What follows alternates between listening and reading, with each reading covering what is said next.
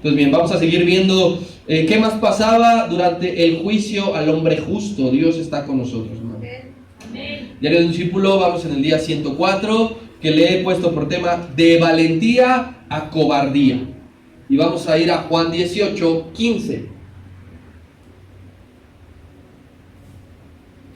Juan 18, 15, voy a leer 15 al 18 y de ahí me voy a brincar del 25 al 27 porque recuerde que juntamos las secciones. Dice así la palabra. Perseguían a Jesús, Simón, Pedro y otro discípulo. Y este discípulo era conocido del sumo sacerdote y entró con Jesús al patio del sumo sacerdote. Mas Pedro estaba afuera, a la puerta.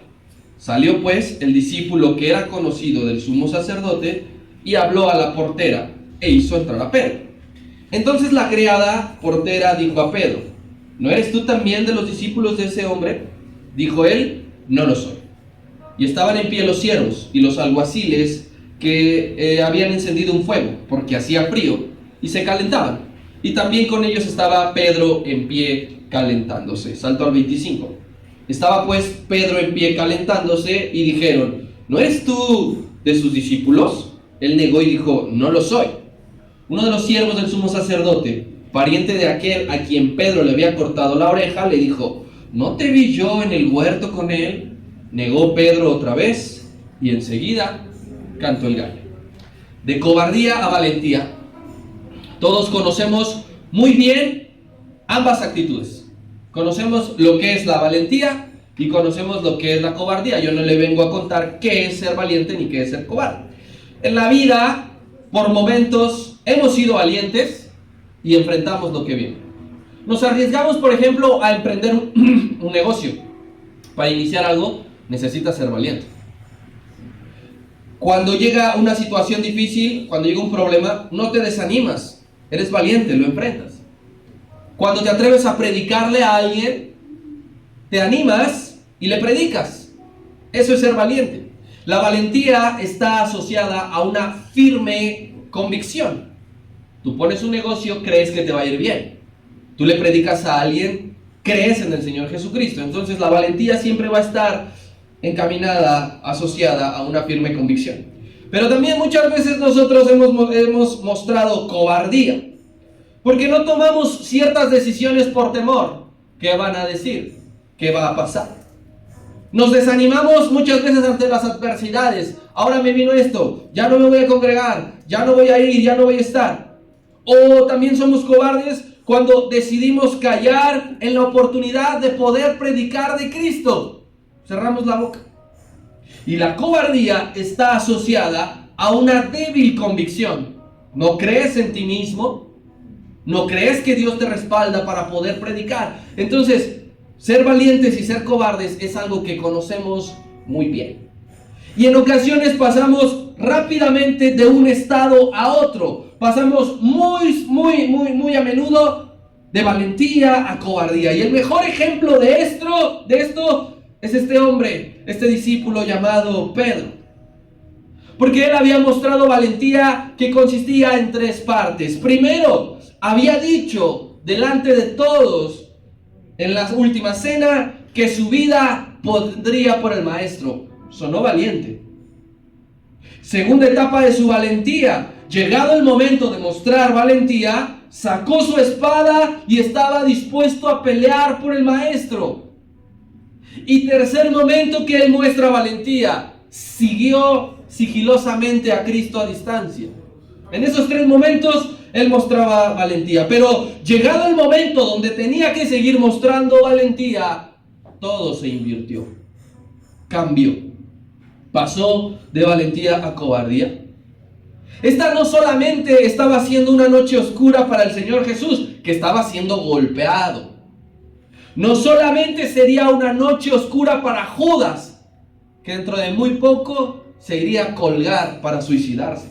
No solo sería una noche oscura para los 71 miembros del concilio, quienes serían condenados eternamente por atreverse a condenar momentáneamente a Cristo. También sería una noche muy oscura para Pedro, quien va a cometer quizá la peor acción de toda su vida.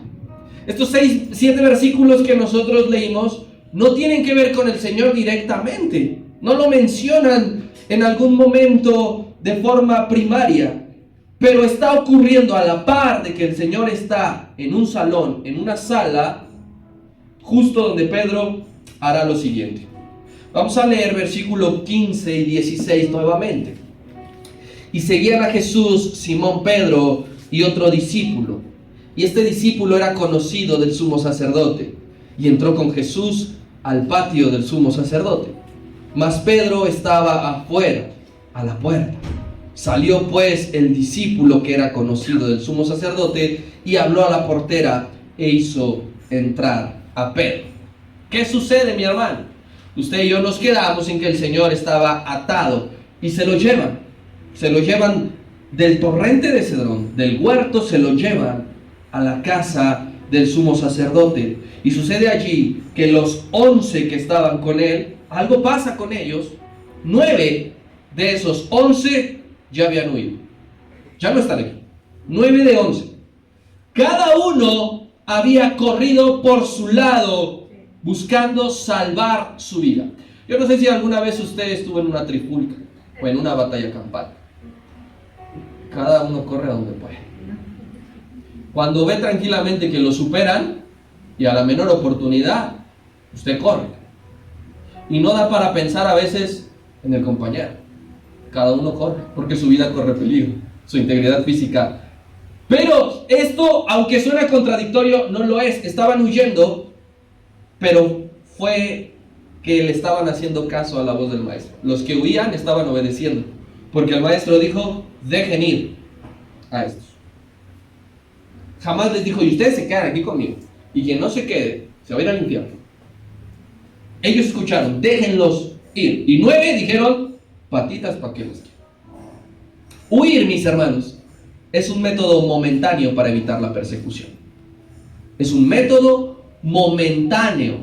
Cuando sales corriendo, momentáneamente estás huyendo. Y se aplica generalmente la huida cuando aún no estás listo para afrontar algo. Tú dices, más vale aquí corrió que aquí quedó. Pero no puedes correr siempre. No puedes huir siempre. En algún momento tienes que hacer frente a aquello de lo que momentáneamente estás huyendo. No sé si huyes un mes, o una semana, o un año, pero no huirás toda la vida. Porque esos 9 hombres que veían correr, dentro de muy poco estarían dando su vida por el Evangelio. Dentro de muy poco morirían de maneras que no son agradables. En esa noche corrían, pero años después estarían entregando su vida. Así que los 9, pues de momento desaparecerán de la escena. 11 menos 9, ¿cuántos quedan? 2. Solo quedaban 2 discípulos. Y estos 2 discípulos habían ideado un plan en ese momento. Y el plan era observar cómo acababa todo. El plan era, vamos a seguir a distancia, ¿a dónde se lo llevan? ¿Y qué van a hacer? Y esos 2 hombres, uno aparece su nombre, el otro no, pero entendemos quién es. Uno es Simón Pedro, dice, y el otro es Juan, aunque no lo escriba, soy yo. Estos 2, Pedro y Juan, eran, aparte de ser hermanos en Cristo, eran amigos. Dentro del grupo estos eran amigos. Pedro era hermano de Andrés, hermano de sangre. Así que de Juan era hermano en Cristo, pero más allá eran amigos. Porque cuando era la última cena, Pedro le hacía señas a Juan de que le preguntara al maestro quién le iba a traicionar. No le preguntó a alguien más. Estaba sentado, recostado en el regazo del maestro y Pedro le decía, pues pregunta. Tenían confianza. Estos 2, Pedro y Juan, fueron los primeros discípulos en llegar corriendo al sepulcro cuando María Magdalena les dijo que había resucitado. Estaban casi siempre juntos y ahora estaban ideando ese plan. Juan siempre tenía la costumbre de ocultar su nombre. Él siempre firmaba el discípulo amado o el discípulo a quien Jesús amaba, pero nunca ponía su nombre. Pero era Pedro y Juan. Y este Juan, mi hermano, tenía acceso a la misma casa del sumo sacerdote. Fíjese lo que significa eso. Como si alguno de nosotros aquí dijera, hoy es viernes y saliendo del culto tenemos una cena en casa presidencial, vamos. Y nos sentamos a la cena principal. Juan le dijo a Pedro, vamos a la casa del sumo sacerdote, porque Juan sabía que podía entrar. ¿Cómo es que Juan podía entrar si era discípulo? Aquí tenemos que recurrir un poco a la historia bíblica. ¿Recuerda cómo se llama el padre de Juan? Empieza con Z. Zebedeo. Zebedeo era pescador. Su hijo, por lo tanto, también era pescador. Tenían una empresa de pescados y vendían muy buen pescado. Dicen que ellos vendían un pescado de alta calidad. Y entonces eso convirtió a Zebedeo en el surtidor oficial de pescado de la casa sacerdotal. Y quien se encargaba de ir a llevar el pescado, los pedidos, era un muchacho, era Juan. Y es allí donde él se hace conocido. Tenía una relación con alguien de la casa del sumo sacerdote más allá de la formalidad, no sabemos con quién, pero dice que era conocido del sumo sacerdote. Para que usted deje entrar a alguien a su casa es porque es bastante conocido, no a la primera que le dice hola, ¿cómo estás? Y te invito a mi casa a tomar un café. Entonces Juan tenía esa relación de ir más allá.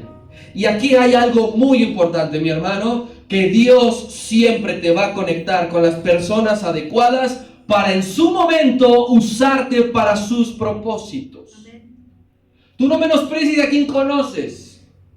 Tú no digas, como que no me conviene mucho. No. Toda aquella persona con la cual Dios te permita relacionarte, aprovéchala. Porque Dios te está poniendo allí con un lugar. A lo mejor de momento no lo ves ahora. Juan, ¿qué se iba a imaginar cuando le llevaba el pescado al cocinero, al sumo sacerdote, que unos años después iba a poder entrar para ver al maestro? Si tú conoces a alguien, un jefe, un compañero, un amigo, lo que sea, dile a Dios que te permita entender para qué es aquello que Él te ha dejado vivir. Amén. Y entonces Juan aprovecha ese conecte y busca entrar a la casa del sumo sacerdote. Él estaba confiado que él podía entrar. Yo puedo entrar porque yo soy conocido. Pero no solamente eso, sino buscaba meter a Pedro. Dice, vente, vamos, yo puedo entrar. No, pero a mí no me va a dejar pasar. No te preocupes, ahorita yo convenzo a tal. Y entras. No era una tarea fácil, mi hermano, porque todo estaba en mucha bullicio, había un bullicio muy grande, todo estaba en plena seguridad, imagínense, tenían que reforzar y redoblar. Pensaban, a ver, ¿a qué hora vienen los discípulos con el pueblo y nos atacan o nos sorprenden? Entonces no era fácil entrar, pero para Dios no hay nada imposible. Amén. Versículo número 17. Y entonces, ya que Juan le habló bonito a la portera, le dijo la criada a Pedro, ¿no eres tú también de los discípulos de este hombre? Y él respondió, no lo soy. Lo logró meter. Juan logró meter a Pedro. No se quedó afuera. No le dijo, te he fallado, compañero, perdóname, regrésate para tu casa, nada más me dejan pasar a mí. Lo logró meter. Porque Dios siempre va a permitir que las puertas se abran. Él siempre va a acomodar todo para que suceda lo que Él ya ha decidido.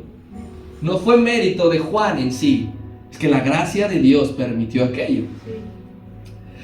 Y lo logró meter no para que resolviera el asunto, no porque le dijera, ahorita tú, Pedro, tú vas e insistes que Jesús es inocente. Y vas a ver cómo los tres salimos caminando y nos vamos a cenar. No lo logró meter para eso. Dios permitió que Juan y Pedro, sobre todo Pedro, entraran para que tuviese lugar el cumplimiento de la profecía de Cristo. Para eso entró Pedro. Iba a ser Pedro completamente inútil de entrar o no entrar al juicio del maestro, no serviría de nada. Pero para el cumplimiento de la palabra, esto era muy importante. Porque quiero que vayamos Juan 13:36 hasta el 38. Quiero que vayamos al cumplimiento de esta palabra. Tenía horas de haberse soltado. Horas, no días, no miles de años, no cientos de años como las profecías de los profetas mayores y menores. Esta profecía tenía horas. Y dice así, le dijo Simón Pedro, Señor, ¿a dónde vas? Te estás despidiendo. Jesús le respondió, a donde yo voy, no me puedes seguir ahora, no puedes venir, mas me alcanzarás después. Le dijo Pedro, Señor, ¿por qué no te puedo seguir ahora? Aquí está valentía, mi vida pondré por ti. Y aquí viene la profecía. Jesús le respondió, ¿tu vida pondrás por mí? De cierto te digo, no cantará el gallo sin que me hayas negado 3 veces. Entonces las puertas se abrieron, Juan fue recibido y pudo entrar Pedro para que esto se cumpliera. Mi hermano, la palabra de Dios siempre se cumple, tanto la de bendición, la que Él nos ha dicho, que Él ha bendecido nuestra entrada y nuestra salida, la que Él ha dicho que estará con nosotros todos los días. Esas palabras que tú y esas profecías que tú y yo amamos se cumplen, pero la de confrontación también se cumple. Las profecías que a veces no nos gusta escuchar y recibir, ¿qué crees? Se va a cumplir en algún momento. No depende de ti ni de mí. No podemos desviar la profecía que se ha soltado sobre nosotros. No podemos cambiarlo. Por más que digas, ya entendí, ahora sí ya me voy a portar bien. Si Dios ya soltó algo y ya dictó algo, va a pasar. Sí. No importa si es unas horas después. No importa si es mañana, no importa si es el siguiente año. Aquí a este hombre le tocó que la profecía se cumpliera horas después. Pero para eso Pedro entró. Y esto que ocurre, que tú sabes muy bien la historia, no vengo a descubrirte nada nuevo. Esto es muy importante para la vida de Pedro. Esto forma un parteaguas en su ministerio. Sí, ahora no lo ves, ni él lo veía. Él se sentía perdido. Pero forma un punto de inflexión en su vida espiritual. ¿Y qué crees? También es una lección para nosotros. Muy importante para nosotros lo que este hombre va a vivir, lo que este hombre va a decir, lo que este hombre va a hacer. Muy importante para ti y para mí. Porque aquí te voy a decir lo siguiente. Pedro decía que su vida iba a poner por él. Pedro, tu vida vas a poner por mí. Va a cantar el gallo y tú me negarás 3 veces. No, ¿cómo crees? ¿Cómo crees? Mi hermano, usted y yo, y Pedro, y todos, nunca debemos de creernos incapaces de cometer cierto grado de maldad. Nunca te creas incapaz de que no harías tal cosa, de que no cometerías tal pecado. Jamás dudes de ti mismo, porque te vas a sorprender de lo que eres capaz de hacer. Porque me voy a sorprender de lo que soy capaz de lograr en mi faceta de hombre malo. Porque Pedro no se imaginaba, él no se creía capaz de llegar a ese extremo, pero se sorprendió. El apóstol Pablo lo dice de la siguiente manera: el que esté firme, mire que no caiga. Si tú crees que jamás vas a hacer algo así, no te apoyes en tu propia opinión. Nunca. Siempre tenemos que tener la mirada y el pensamiento puesto en Cristo, decir, líbrame de hacer algo así. No quisiera fallarte de tal magnitud. Pero nunca con tus palabras digas, soy incapaz, imposible que yo haga eso. Seamos quien seamos. Yo tengo 32 años de conocer el Evangelio y de entregarle mi vida, y no por eso puedo decir yo, por 32 años de estar en relación con Dios, no me creo capaz de cometer tal o cual. Y póngale el nombre que usted quiera para su caso. Jamás. Aún tengamos 50 años en el ministerio, aún tengamos 100 años, nunca, siempre mírate que estés firme, para que no caigamos. Porque usted y yo no conocemos la magnitud de nuestros pecados. Tú no conoces la magnitud de tus pecados. Tú no puedes voltear tus ojos, mirar en retrospectiva y decir, mi nivel de pecado es 8 sobre 10. No lo conocemos. No lo conocemos. Y mira, te voy a ser bien sincero, mi hermano. En algo diminuto, vas caminando descalzo por tu casa y te pegas en el dedo chiquito. Se nos olvidan varias cosas ahí y empezamos a sacar una lengua barroca impresionante. O que te agarren en tus 5 minutos. No soy capaz de decirle esto a alguien. no soy capaz de desquitarme, de hacerle algo a alguien, que te agarren en un momento en el cual no estás muy bien, que digamos, y esa reacción va a decir más quién eres. Entonces, mi hermano, Dios sí sabe cuál es nuestro máximo de maldad. Él sabe hasta qué punto nos vamos a entregar por amor, también conoce hasta qué grado le vamos a fallar. Y agarraba a Pedro y le decía: Pedro, mejor no hables, quédate callado. Lo que Dios nos dice es que nos cuidemos para no ser propensos de caer. Velar, orar. Eso es lo que los hombres debemos hacer, estar bien alerta, pero no confiarnos de nosotros mismos. Muchos confiamos, tenemos la confianza hasta arriba: yo puedo hacer lo que me proponga, yo puedo lograr esto, yo puedo conseguir esto, yo puedo alcanzar aquello. No dudes de tu capacidad de hacer el mal, no dudes. Pedro lo negará 3 veces en 2 cantadas de gallo. Aquí no lo dice, Mateo no lo dice, Lucas no lo dice, pero sí lo dice Marcos. Marcos es el único que dice que serían 2 cantadas de gallo. ¿Y qué es la cantada de gallo? Aquí esto es muy importante, porque esto se está refiriendo a un toque de trompeta. Cuando el gallo tocaba, cuando la trompeta sonaba, era porque en el Imperio Romano la guardia cambiaba. No sé si alguna vez usted ha visto los militares cuando están haciendo algo de la bandera y ellos están todo el tiempo así, y no van a estar las 24 horas así. Llega un momento en el que otra guardia los suple y siempre tocan, se van y vienen los otros. Ese era el canto del gallo. La noche, mi hermano, siempre ha consistido de 12 horas, ¿sí? O sea, 12 horas de noche y 12 horas de día para un total de 24.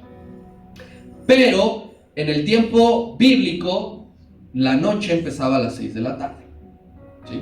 Entonces, allí empezaba, para nosotros a las 6 de la tarde, pues es muy temprano. Todavía no sales de trabajar, ¿no? Pero para ellos en ese tiempo, 6 de la tarde era la noche y duraba hasta las 6 de la mañana del siguiente día. Y esas 12 horas, de 6 de la tarde a 6 de la mañana, se dividía en 4 vigilias, de 3 horas cada una. Para los romanos, esto es muy importante, porque para los judíos era al revés. Para los judíos eran 3 vigilias de 4 horas, y para los romanos eran 4 vigilias de 3 horas. Es muy importante. Igual dan 12 horas, 4 por 3 o 3 por 4.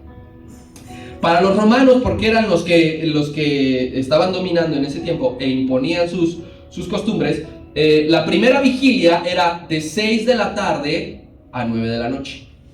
Primera vigilia.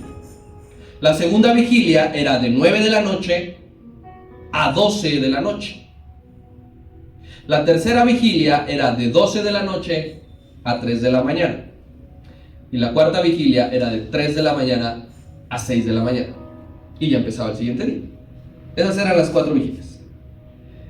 Únicamente para la tercera y cuarta vigilia sonaba la trompeta. Es decir, de 12 de la noche a 3 de la mañana y para 3 de la mañana a 6 de la mañana. Esas 2 vigilias cantaba el gallo, sonaba la trompeta. ¿Por qué? La primera vigilia, pensemos como seres humanos, y desmiéntame si no es así, a mí me pasa. De 12 de la noche a 3 de la mañana es cuando la noche se hace más pesada. Cuando ya pega el sueño bien potente. ¿Quién a la 1 o 2 de la mañana está bien pilas? Es cuando estás luchando. Si usted nunca vino a una vigilia de oración, pues le invito a que haga una. Y va a decir la verdad, de 12 a 3 es lo más pesado. Ahí sonaba el primer toque de la trompeta, cambiaba la guardia, despertaba a los soldados que estaban luchando por no dormir. Quien es velador no lo puede decir. Y la segunda vigilia de 3 de la mañana a 6 de la mañana sonaba porque estaba anunciando que ya era el siguiente día. Y ese era el cantar del gallo, del que estaba diciéndole el Señor. Antes de que suenen esas 2 cantadas de gallo, tú ya me habrás, o sea, en 6 horas, tú me habrás negado 3 veces. Vamos por favor a Marcos 13:35.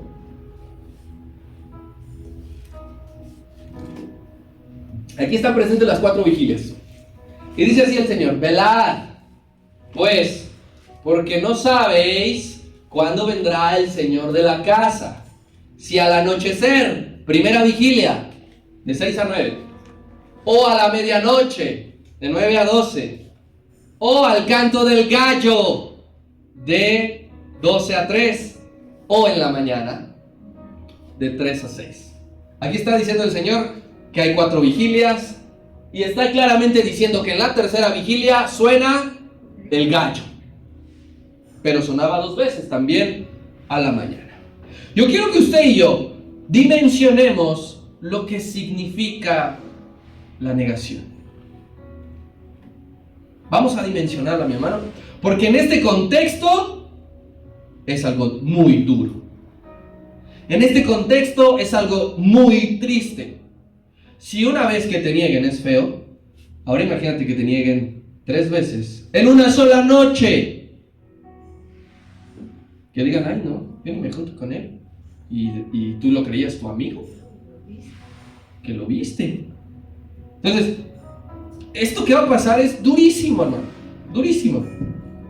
La primera negación tuvo lugar cuando Juan sale por Pedro.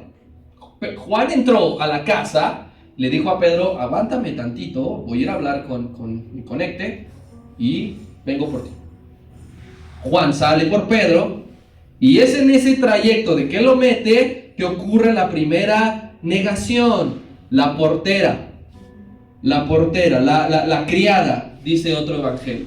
Y no hablando en un sentido despectivo, sino era una muchacha de servidumbre. Dice que lo comienza a observar. Que lo comienza a observar y lo identifica. Abiertamente, mi hermano le pregunta: ¿eres cristiano? ¿Te suena esa pregunta? ¿Tú eres cristiano?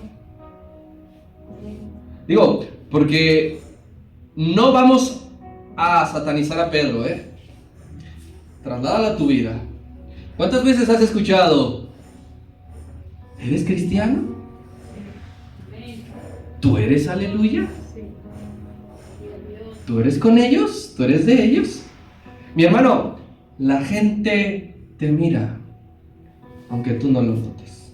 Pobre Pedro, ni siquiera se daba cuenta que lo estaban escaneando. Siempre hay alguien que te mira, y tú haciendo tus cosas, y tú pensando que la vida es bella y todo. Siempre hay alguien, y que después de un tiempo, en algún momento se te acerca y te dice: disculpa, ¿por qué no tomas?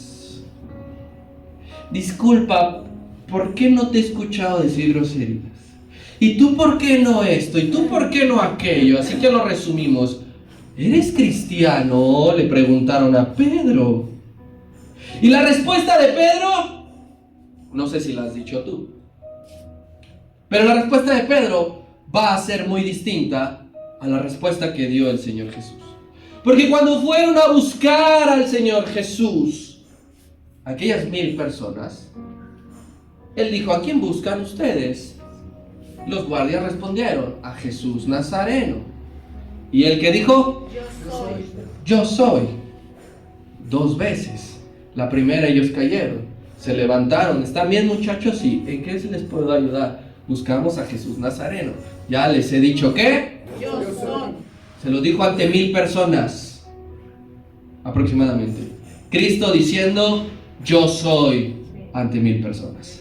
Pedro en 2 ocasiones dijo: no lo soy, ante una persona, ante una portera. ¿Eres cristiano? No lo soy. Y dijo eso con tal de no sufrir. Cuando tú respondes: ¿eres cristiano? ¿Qué dices? No importa si es una persona, si son 5, si son 1000. ¿Piensas antes en no sufrir o piensas antes en no fallar? ¿Eres valiente o eres cobarde? El domingo somos valientes y el lunes sigues valiente o eres cobarde. Pero lo que esto es seguro, mi hermano, es que Jesucristo no es como Pedro, que Jesucristo no es como yo, que Jesucristo no es como tú. No hay comparación, porque Él se atrevió a decir, yo soy. Y tú y yo nos atrevemos a decir, no lo soy.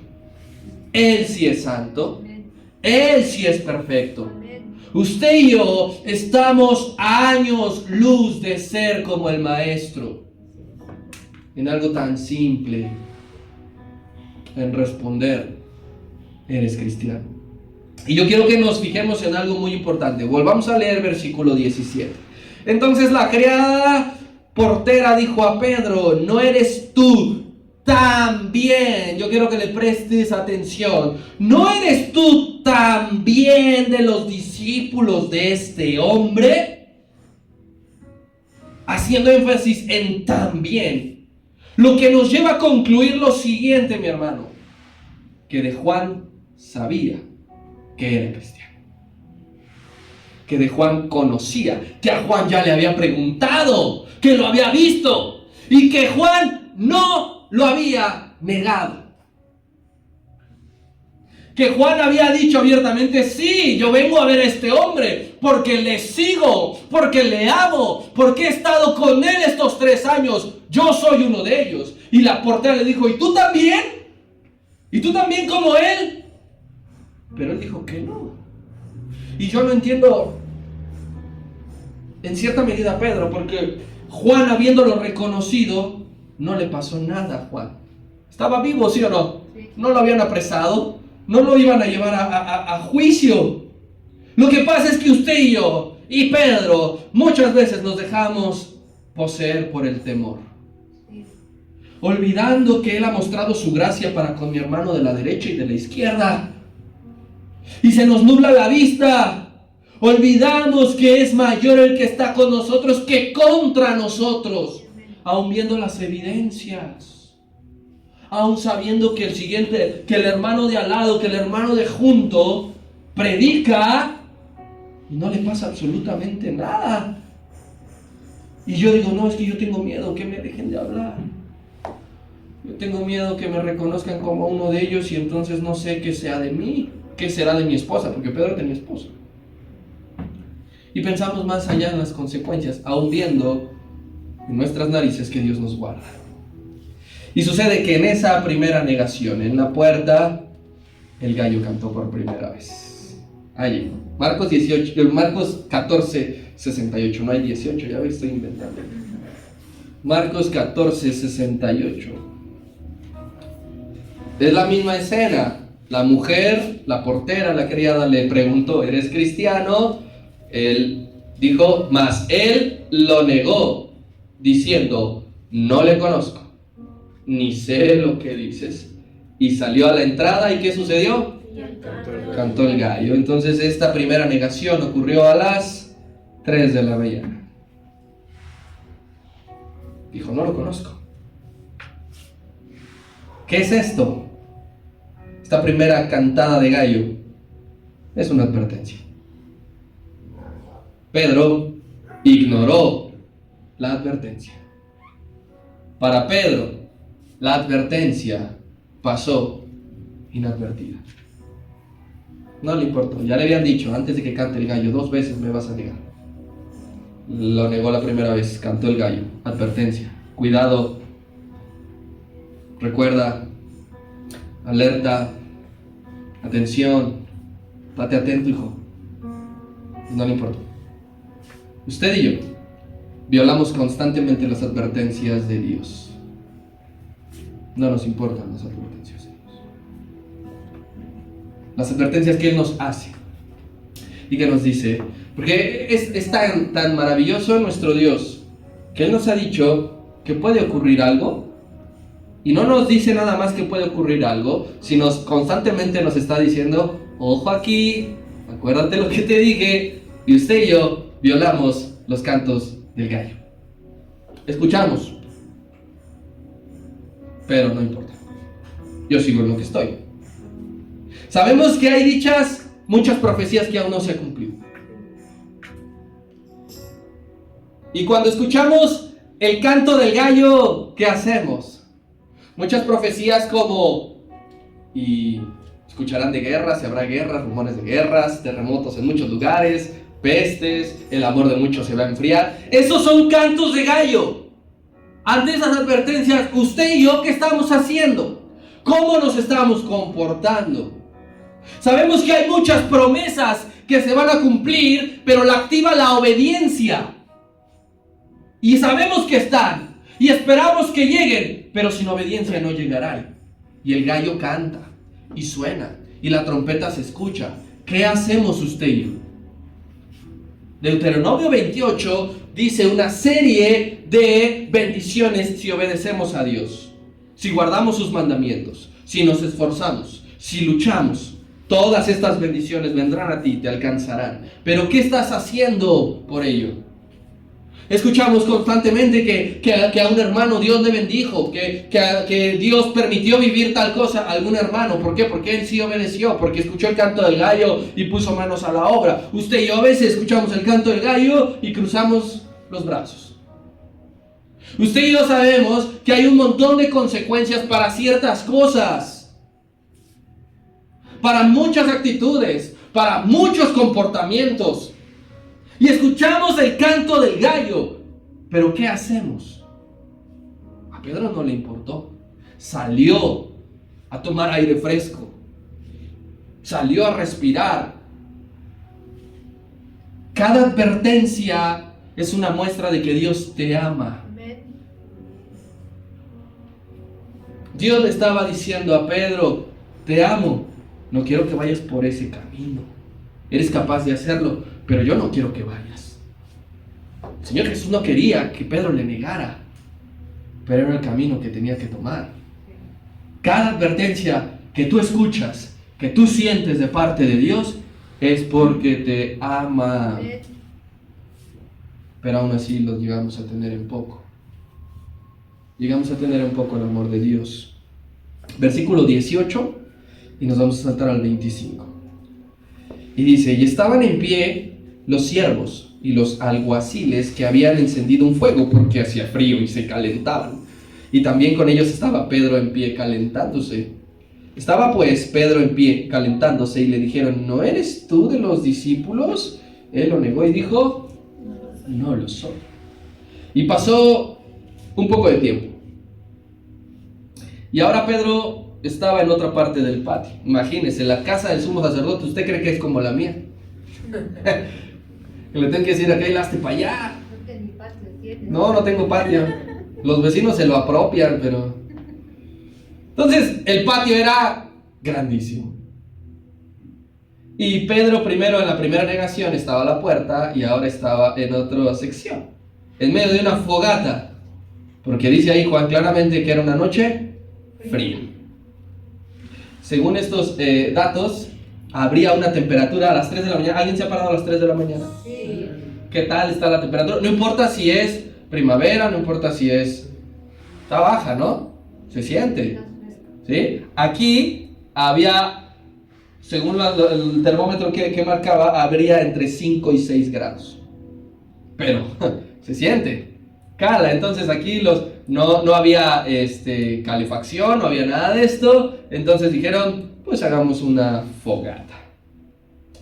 Y varios elementos, mi hermano, van a ser importantes, tanto en la caída, que esta es la caída de Pedro, como en su restauración. Van a ser importantes.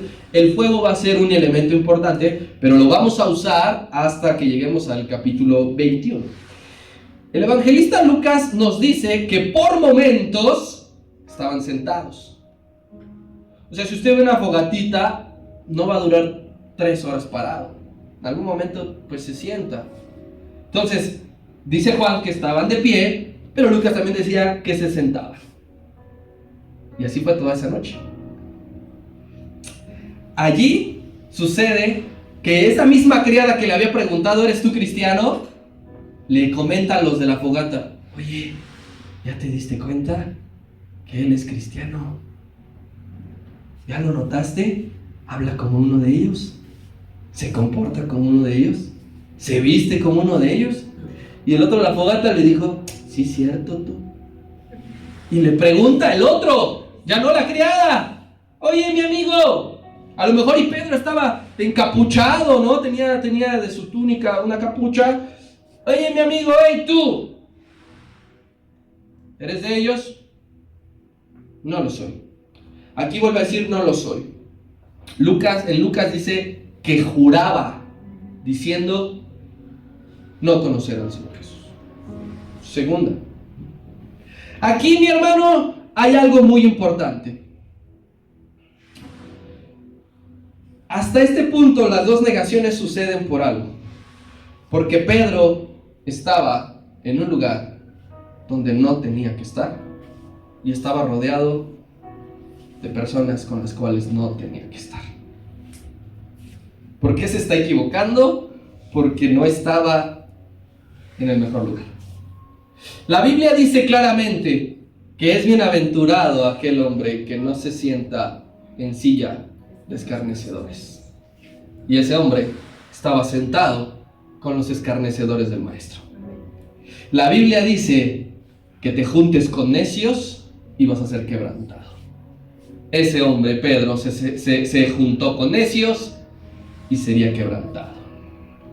A ti te pregunto, ¿cuántas de nuestras caídas han sido por estar en un lugar, en una hora y con las personas incorrectas? ¿Cuántas? Y tú puedes decirme con honestidad, todas.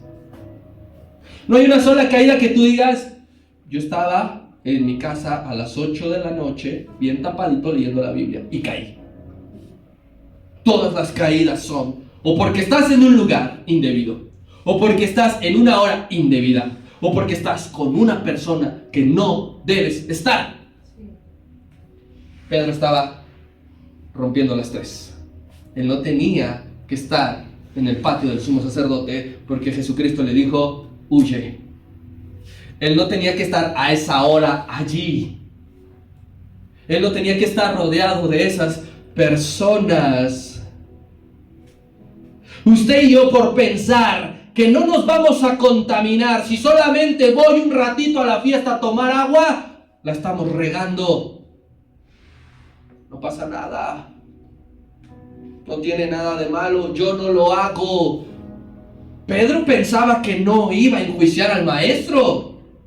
Pedro pensaba, yo no le voy a dictaminar sentencia, únicamente quiero estar. Usted y yo pensamos, son mis amigos y yo quiero estar allí.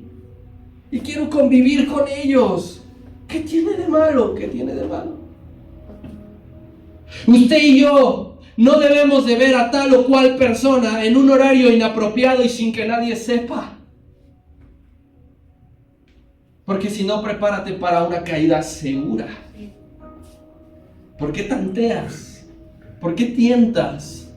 ¿Por qué juegas con el destino? Y ese momento es importante porque Pedro llegó allí por desobediencia. ¿En cuántos lugares usted y yo estamos por desobedientes? Por sentir que nosotros tenemos el control de nosotros mismos, ya no del entorno, de mí mismo. Cristo dijo, huyan. Esta noche te invito, te recuerdo, no cometamos el mismo error de Pedro. Se llama autosuficiencia. Creer que se puede. Y después de haberlo hecho, puedes decir, no se pudo. Versículo 26 y 27.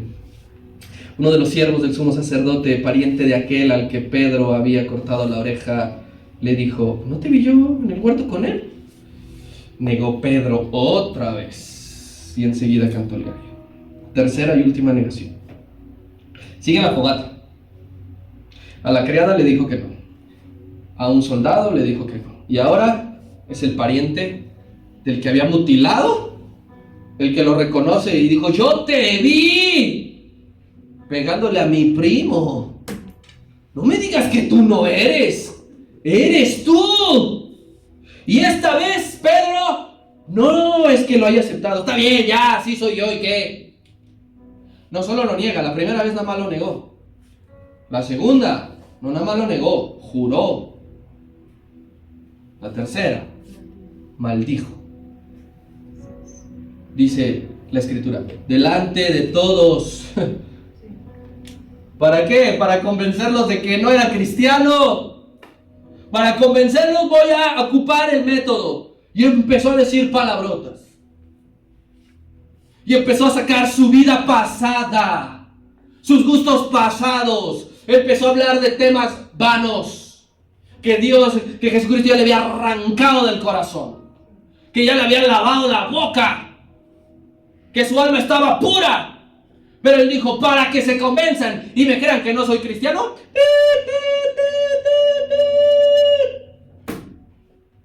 Sus negaciones fueron en aumento. De negar a jurar, de jurar a maldecir. El pecado jamás se queda en el mismo nivel. Nunca. Ponle el nombre que tú quieras. Robo. Empezamos con 5 pesos. Al final son 100,000. Mentira. Comenzamos diciendo, ay, es que me paré tarde. Y de repente ya dices que tu abuelita número 20 se murió. Porque el pecado jamás se va a quedar estancado. Crece. El pecado crece. ¿Qué lo alimenta al pecado? ¿Qué alimenta al pecado? La oportunidad que tú le das. Le abres la puerta por completo. Sí. Porque el pecado lo que quiere es llegar a tal punto en que tú seas destruido. No se va a quedar así. Le irás alimentando hasta que te destruya y te rompa.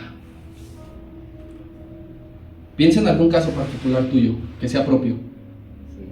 Piénsalo. Tráelo a memoria.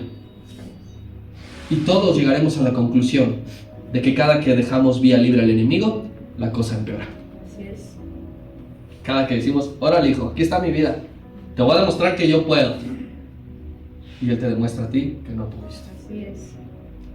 Dice la Escritura que aún no acababa de hablar Pedro esta última negación. Aún no acaba de decir sus maldiciones cuando suena el segundo gallo. Y no solo eso, porque ahí no pasaba nada. Justo en ese momento dice la Escritura que Cristo lo miró. Sí. Cristo iba saliendo, lo llevaban, lo tenían arriba, interrogándolo. Fíjate cómo nada ocurre por casualidad. ¿Por qué no salió antes? ¿Por qué no lo llevaron cuando cantó el primer gallo? O a la segunda negación. Tuvo que ser a la tercera. Y lo bajó la guardia. Hicieron contacto visual. Pedro y Cristo. Y Pedro es ahí cuando se acuerda de las palabras del maestro. Y dice que sale huyendo. Cuando tenía que huir antes, no ahora. Y no sale huyendo, ya Señor, ya te voy a obedecer. Sale llorando amargamente. Nunca Pedro volvió a llorar de esta manera. Y será la vez que toda su vida lo recordó. Porque no es algo fácil de olvidar. Por más que Dios te perdone, mi hermano, nuestros errores no son fáciles de olvidar. Así es. Siempre habrá un gallo que te recuerde que le fallaste al maestro. Quiero decirte que Dios nos está mirando todo el tiempo. Cuando Pedro pensaba que Cristo no lo vería y no se enteraría, en ese momento, Dios a ti y a mí nos ve todo el tiempo. ¿A qué nos estamos atreviendo? ¿Qué es lo que pasa con nosotros? ¿Qué estamos haciendo? La negación que hizo Pedro, mi hermano, es un pecado. Es un pecado para creyentes. Es un pecado de creyentes, exclusivamente de creyentes. Este pecado no lo puede cometer un incrédulo, porque no cree en Él. Pero usted y yo, que decimos amar al Señor, que decimos creer, caemos en este pecado. Diferente, los de allá afuera roban, matan, violan, lo que sea. Usted y yo pecamos de negación. Pecamos de autosuficiencia, de exceso de confianza, de que no nos importan las advertencias y el canto del gallo, de que sabemos que Dios nos está mirando, no importa si son las 3 de la mañana o las 6 de la mañana. Dios siempre te está mirando. Y veremos cuando llegue el momento, capítulo 21, que esa mirada no fue una mirada de me las vas a pagar. Pero eso es del maestro hacia nosotros, de nosotros hacia él. ¿Por qué le negó? ¿Por qué le negó? Digámoslo tal cual, por miedo. ¿Por qué estás negando al Señor? Con tus palabras y con tus hechos. ¿Por qué tienes que volver a tu vida pasada? ¿Por qué tienes que hacer lo mismo para convencer a la gente de que es poco a poco? O sea, sí, pero no tanto todavía. ¿Por qué a tu familia no terminas de decirle? ¿Por qué te sigue importando lo que opinen de ti? ¿Tienes miedo? A estas alturas de tu vida, lo que Dios ha hecho en ti y contigo, ¿tienes miedo aún? Porque aquí hay algo que nos debe de doler a todos. Cristo estaba en esa sala oculta protegiendo a sus discípulos. Mientras Él nos protege, nosotros le estamos fallando. Mientras Él está orando al Padre que nos dé una nueva oportunidad, que no arranque todavía nuestro árbol, tú y yo le estamos fallando. Qué triste y qué doloroso darnos cuenta que nuestro comportamiento a veces es igual o peor que el de Pedro. Por eso no tenemos ningún derecho a condenar a Pedro. Somos peores. Lo que debemos hacer, lo estamos haciendo al revés o mal. Porque el maestro dijo, quien quiera ser mi discípulo, niéguese a sí mismo. No niégueme a mí. Lo que usted y yo debemos hacer es negarnos a nosotros, pero nunca a Él. Por favor, hermano, no lo niegues. No vas a perder nada que Dios no te pueda sustituir, restituir. Es que mi padre y mi madre me abandonaron. Aunque eso suceda, yo estaré contigo siempre. Es que me quedé sin trabajo. Mira las aves del cielo. Yo las alimento. Es que no tendré para ropa si en ese trabajo digo que soy cristiano. Mira los lirios del campo. Ellos no se hilan y mira cómo están vestidas de hermosura. Que ni siquiera Salomón con todo su dinero logró vestirse y verse así. ¿A qué le tienes miedo? Dios puede restituir todo lo que puedas perder. En este lugar de 4 paredes es fácil ser valiente. Porque todos aquí creemos lo mismo. ¿Cierto o falso? Sí. Es fácil yo ahorita mostrarme valiente predicándole detrás de este púlpito, porque todo el auditorio es creyente. El reto es ser valientes afuera, cuando ninguno de nosotros nos estamos mirando. Pero Dios sí. Ahí está el reto. Porque tú tienes que recordar algo que es una advertencia. Aún en el tiempo de Pedro esto no estaba dicho todavía, pero para nosotros sí. Así que la advertencia es para nosotros. Él dijo en una lista que hizo, puso la cobardía en primero. Los cobardes no heredarán el reino de Dios. A veces usted y yo ponemos en primer lugar, qué pecado tan fuerte y tan difícil, el robo, el adulterio y la fornicación. Fíjate que si tú has negado al Señor, es el peor de los pecados en esa lista. Así comienza diciendo, los cobardes no heredarán el reino. Si tú has negado al Señor, esta es una noche para arrepentirnos. Esta es una noche para no volverlo a hacer. Esto tómalo en cuenta como si fuera el primero o el segundo gallo. No de mi parte, de parte de Dios. Porque para quien sonó primeramente el gallo fue para mí. Pero también Dios quiere que esta iglesia escuche el canto del gallo. Amén. No tapes tus oídos. Amén. No voltees hacia otro lado. Tómalo en cuenta. Y el maestro dijo esto y está por llegar. Si van pasando mis hermanos, quiero cerrar con 2 citas. Si nos ponemos de pie, iglesia, por favor. La primera de ellas va a ser Mateo 10:33.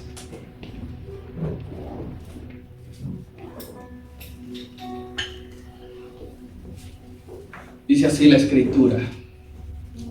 Y a cualquiera, no se te olvide esto, lo dijo el Señor, y a cualquiera que me niegue delante de los hombres, yo también le negaré delante de mi Padre que está en los cielos. Nadie se salvará.